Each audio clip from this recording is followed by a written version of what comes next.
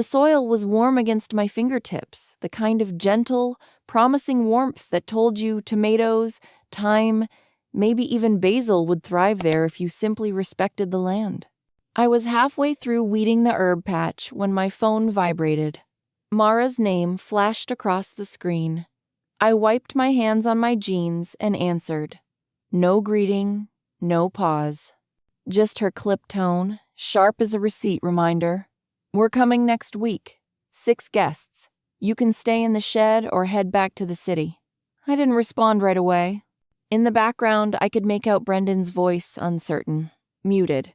But he didn't interfere. Not a single, Mara, stop. Not even a simple hello. I glanced across my yard. The porch swing still hung there waiting, chains unfastened. I'd bought it as a gift to myself, a place to sit and watch the ridge swallow the sunset while the goats settled into evening. I hadn't even used it once. Just for a few weeks, she added, as if she were offering charity instead of intrusion. They need space. Aaron's detoxing. Elise has her migraines. And Brendan said, you've got all that land. All that land. Like I hadn't worked for every square foot. Like I didn't buy this place with my pension, risking everything to start over at 67. No memories here, no family roots, just a quiet stretch of earth I'd carved into peace with my own 2 hands. I didn't argue. Didn't ask why 6 fully grown adults couldn't book a hotel room. I simply said, all right, and hung up. The breeze shifted behind me. One of the goats bleated lazily, oblivious to the invasion that was coming. I stood up, brushed the dirt from my palms again, and headed toward the barn. The moment I stepped inside, the temperature changed cooler, still familiar. I grabbed my old feed ledger and flipped to a clean page. They were coming, and I needed to prepare, just not in the way they imagined. That evening, I walked through the house, slow and deliberate. The floorboards murmured beneath my feet, as though they remembered every brushstroke of paint I'd applied with aching wrists. Every inch of this home carried my mark, the white trim, the buttery yellow kitchen, the tile backsplash I installed myself over 3 stubborn weekends and 2 cracked knuckles. I remembered the nights spent cleaning classrooms, scrubbing gum and vomit off school floors, saving every extra dollar for the down payment. Brendan never asked about it. Mara never visited, never sent a holiday card, never checked whether I had enough firewood when winter settled in thick. But now, suddenly this land was too big for me and perfect for them. I pushed the bitterness aside and focused on logistics. They were coming, and I had work to do. The guest sheets, my softest ones, were tucked into storage. In their place, I laid out coarse wool blankets from the emergency kit, clean but scratchy. The Wi-Fi router vanished into the back of my filing cabinet.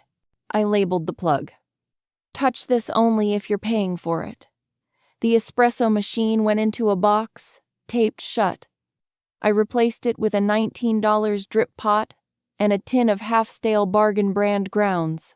I adjusted the thermostat. 58 degrees Fahrenheit at night, 84 degrees Fahrenheit during the day.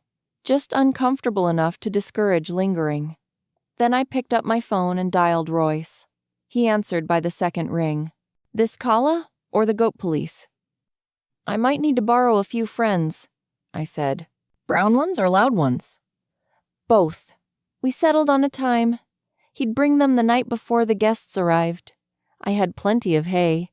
The last thing I did was flip on the porch light and sit for a moment on the swing I'd finally hung. It creaked softly as I settled into it, not swaying, just breathing in the dusk. They wanted space. They were about to get more than they bargained for, and the swing would still be mine when they left. The crunch of gravel announced them even before the engines cut off. I watched everything unfold from the motel window, coffee warming my palms, feet tucked under a thin blanket. From afar, my driveway looked like a runway greeting royalty that had done nothing to earn the crown 2 glossy black SUVs and an oversized rental van lumbering up toward the house I'd built with quiet determination. Mara was the first to emerge. Silk trousers, open-toe heels, sunglasses so enormous they might as well have been mirrors for her own ego. Behind her spilled the entourage. 3 cousins, a boyfriend, a man carrying a ring light, and a relative named Devon who immediately began filming the barn as if it were a safari habitat. Brendan came last, slower than the others. Shoulders pinched inward like even his body doubted he belonged there. He ducked under the porch rail and lifted the ceramic frog. I'd left the key there intentionally. I needed to see what kind of man he'd become when no one guided him. He found the key with the same instinct he'd had as a boy. The door groaned open. The shouting began almost instantly. A goat stared at them from the hallway, one of Royce's most dramatic, just standing there as though evaluating the newcomers. In the living room, a chicken flapped across the rug, as if auditioning for ownership. Near the kitchen, the rustle of hay signaled someone discovering the lambs nibbling politely at a fake plant I'd never liked anyway. Through the motel speakers, Mara's voice cracked through my laptop feed. "Is this supposed to be funny?" Brendan didn't answer. He stood motionless in the entryway, suitcase dangling from his hand, expression held somewhere between disbelief and the recognition of a truth he'd avoided. He'd let this happen. A thud, a designer bag hitting the floor. A goat bleated indignantly. A cousin wailed about allergies. Then Mara again. "Brendan, what is this?" Still no reply. I muted the audio and took another sip. The quiet felt earned. Let them wander. Let them rearrange the chaos they assumed was mine. Soon enough, they'd learn the difference. Back at the house, the goats were only beginning their grand performance. Meanwhile, the motel room hummed softly with the heater. I balanced the laptop on my knees and pulled up another camera feed. Grainy, but clear enough to catch every uncomfortable expression. Mara was standing in my kitchen like a director staging a scene. One hand on her hip, the other slicing through the air as she lectured the cluster of relatives draped across my furniture. "Once she gives up, we'll flip it," she said, perfectly confident. "We can get a fire pit installed. 2 months, tops." Not a laugh, not a protest from Brendan. He just lowered his gaze, scrolling through his phone like a man pretending the disaster around him wasn't one he helped create. Something cold moved through me, not surprise, just confirmation. They weren't visiting. They were plotting. I hit the record button. The file named itself automatically. Kitchen, feed, 88:37 p.m. I saved it into a new folder titled Evidence. Then I dialed Elaine, my attorney. She'd guided me through the purchase of the farm and knew every clause better than I did. "They're trying to flip the property," I said. "I have footage." Her response was calm, almost reassuring. "The deed is airtight. Calla, you're the sole owner. And don't forget, our trust language allows beneficiaries to be removed for misuse or disrespect." "I remember," I said quietly. By dawn, my inbox held a series of draft documents from Elaine, 2 thick envelopes waiting for courier signatures, every sentence precise, every clause fortified. I closed the laptop, tucked my phone into my bag, and stared at the still image of my kitchen feed. Empty now, chairs shoved back, hay scattered across the floor like the aftermath of a parade. Mara's designer purse sat on the counter, one strap freshly chewed. I stood, smoothed my shirt, grabbed my keys, and began the drive back home. The paperwork was ready, and so was I. Just past noon, the courier's truck rumbled up the drive. I was already seated on the porch with strong coffee, unwilling to offer explanations to anyone. He handed me 2 envelopes weighted with consequence. One addressed to Mara Sanders, one to Brendan Crowley. I already knew the contents, but I read them again. Formal notice revoking any future claim to the property. A binding clause preventing any use for short-term rentals. A warning that further attempts to repurpose or monetize the land would count as trespass punishable by full legal action. Every page stamped with my name, Elaine's signature, and the trust language Adam helped me build before he passed. Final. Uncompromising. I placed the envelopes on the hall table beside the ceramic frog Brendan once used as a hiding place for the key. Symmetry mattered. I didn't call. I didn't text. I didn't answer the flood of incoming calls lighting up my phone. Instead, I walked the house, slowly. The remains of their brief reign lay scattered everywhere, cracked sunglasses under the couch, a bottle of face toner spilled by the fireplace, hay mingled with glitter from someone's pillow. One goat had left a parting gift beside an abandoned designer duffel bag. I didn't clean it up. Not yet. I opened the kitchen windows, let the air sweep through, poured the last of the coffee, and stepped back onto the porch. The wind tugged at the envelopes, light, clear-headed, as if even the air had chosen sides. I sat on the swing and watched the road, waiting for the moment they'd return and discover what they thought they owned had slipped through their fingers. 3 full days passed before another car appeared on the road. By then, I'd already returned Royce's goats to his pasture and scrubbed the kitchen until the scent of hay, soap, and open windows replaced every trace of their visit. The house had finally settled into the quiet. I bought it for the kind of quiet that wraps around you like a warm quilt. That afternoon, a dusty sedan rolled up the drive. No glossy SUVs, no film equipment, no curated chaos, just Brendan, stepping out slowly, looking like someone who'd been dragged through several miles of his own mistakes. His shirt was wrinkled, his hair uncombed, and his eyes muffled by something heavier than exhaustion. "She's gone," he said before I could speak. "Took the train to LA. Said she didn't marry into a barn." I nodded once. There was no victory in it, no satisfaction, just a truth settling where it belonged. Without a word, I reached behind me, picked up a broom, and held it out. "You want to stay here?" I asked. "Start there." He looked at the broom for a moment like it weighed more than it should, then wrapped his fingers around the handle and took it. No argument, no dramatics, no sulking. The sound of bristles sweeping across the hardwood followed him down the hallway as he started clearing the mess his people had left behind. He didn't ask for a guest room. He didn't ask for coffee. He just worked. That evening, I watched him patch a hole in the fence with hands too soft for the tools he was holding. Later, he cooked a simple dinner, eggs and beans, and set 2 plates on the table without announcing anything. He ate in silence. I matched him. The next morning, he was up before sunrise, boots already laced, moving hay with a slow, determined rhythm. Still no mention of the legal papers. No apology. No attempt to rewrite history. I poured a second mug of coffee and set it on the porch railing. He nodded when he saw it. That was enough. By the time the sun crested the ridge, he was already in the barn, rearranging tools, learning how to fit himself into a life he once dismissed. And for the first time in years, the sound of someone else's quiet work filled the space where disappointment used to sit. Brendan began spending more time in the barn than anywhere else. Through the kitchen window, I watched him, shirt sleeves rolled up, sweat darkening the fabric, shoulders straining as he hauled hay or learned to handle feed bins properly. Eventually, he started keeping a small notebook on the tack shelf. I saw him jot something down between chores, quick, messy scribbles, but I never asked what he wrote. Royce dropped by some afternoons, teaching him how to check hooves, mend a fence without wasting nails, and handle a stubborn goat without shouting. Brendan listened.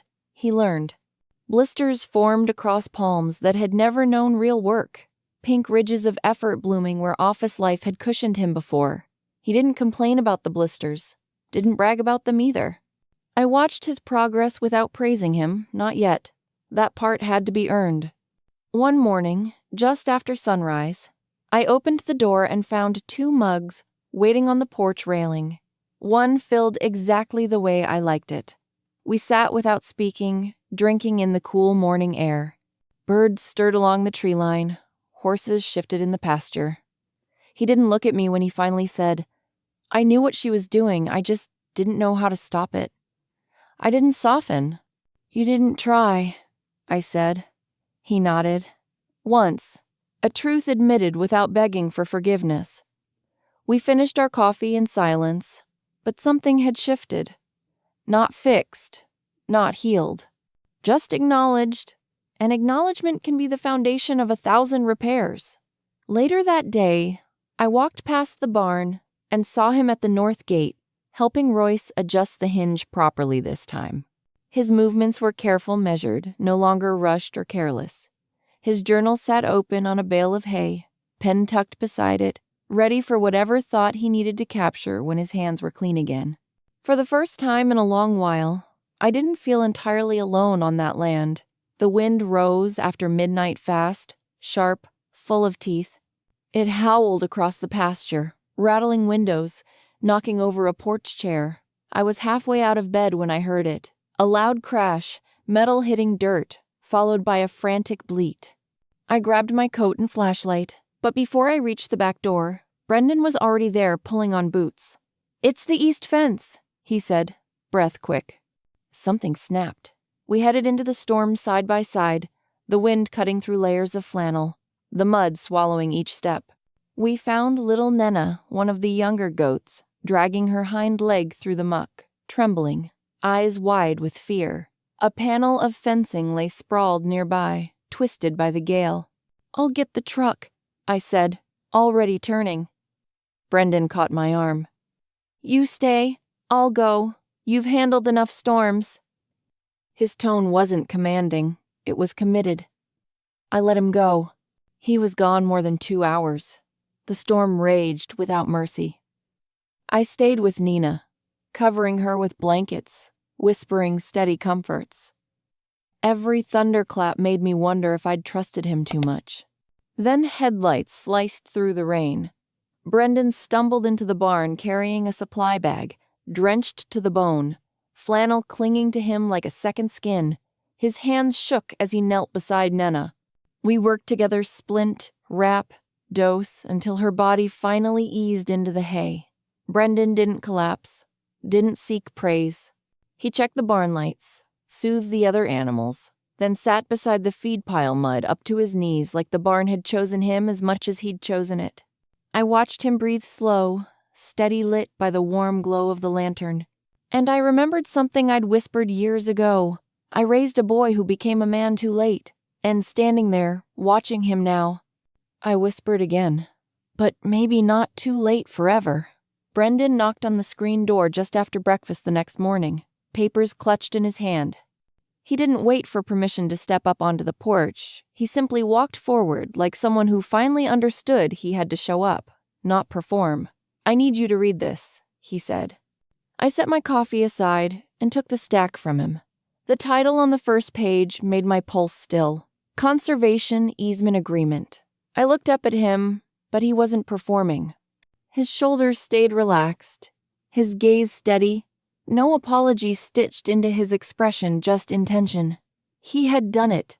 He had gone to the local land trust, filed paperwork, requested soil assessments, pulled historical documents showing original property boundaries, every legal thread woven into something binding and permanent.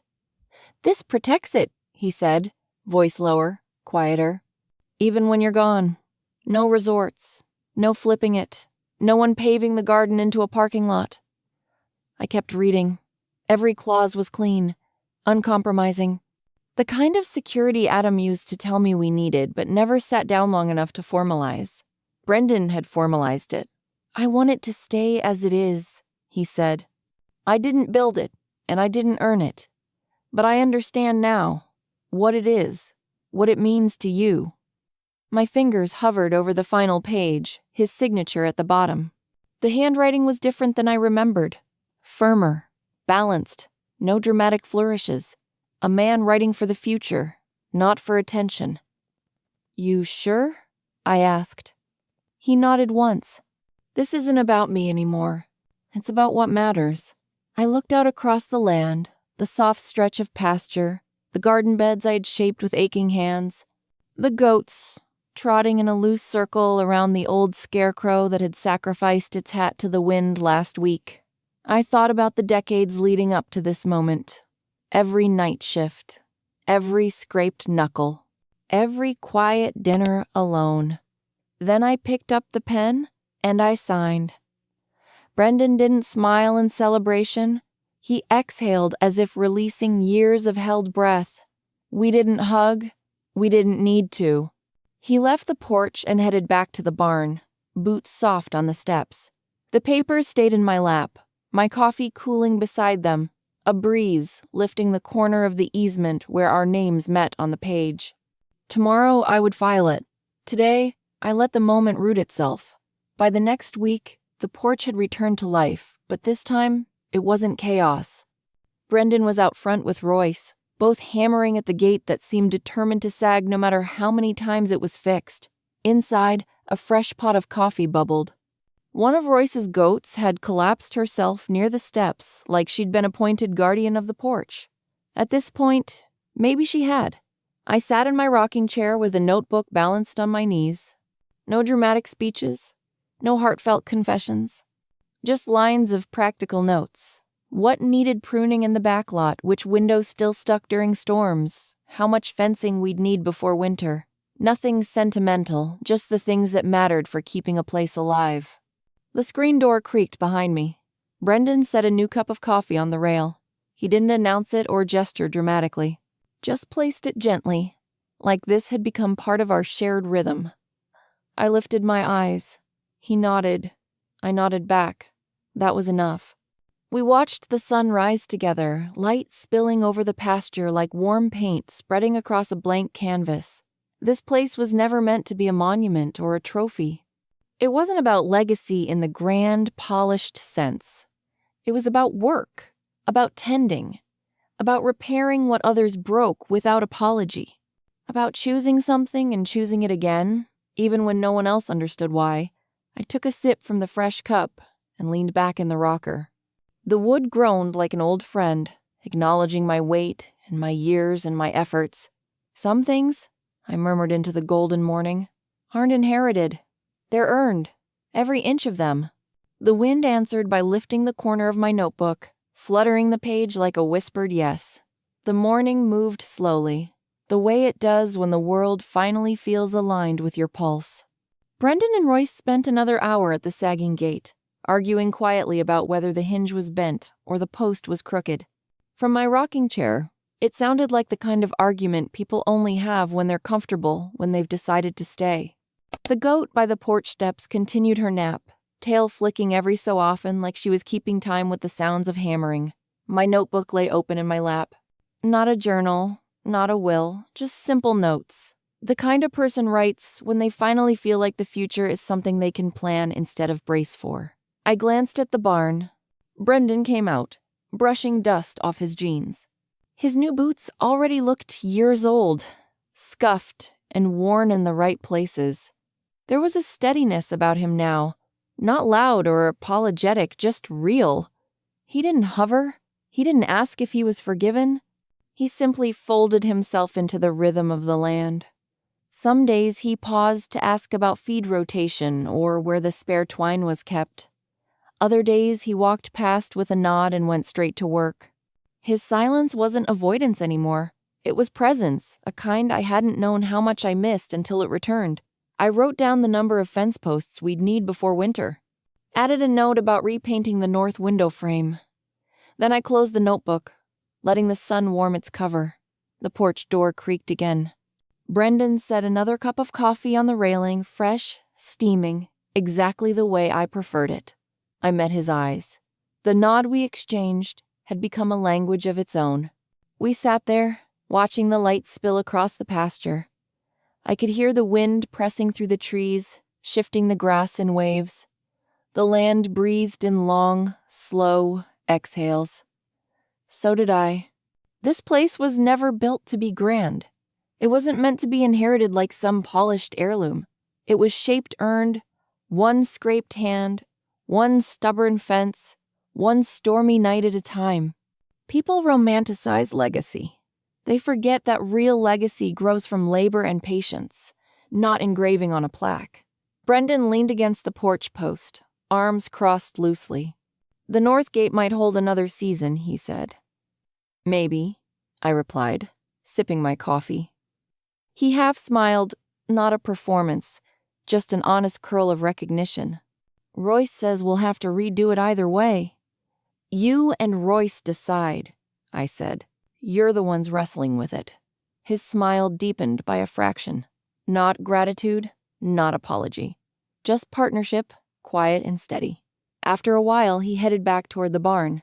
I watched him go, boots sinking slightly into the dirt path he'd walked enough times to carve into the land. He didn't look back. He didn't need to. The rocking chair creaked beneath me, old wood settling, accepting, agreeing. The wind skimmed across my notebook, lifting the pages like it wanted to read what I'd written. I let it flutter without pressing it down. Out in the field, the goats chased each other around the scarecrow with the missing hat. The sky stretched wide and unburdened above us. And for the first time in a long, long while, the life I chose felt like a life I was living alongside someone, not protecting from someone. Some things aren't inherited. They're earned. Every morning. Every storm. Every mended fence. Every cup of coffee shared in silence. I closed my eyes and breathed in the scent of hay, earth, and brewing coffee. The wind shifted, warm and sure, and I let it.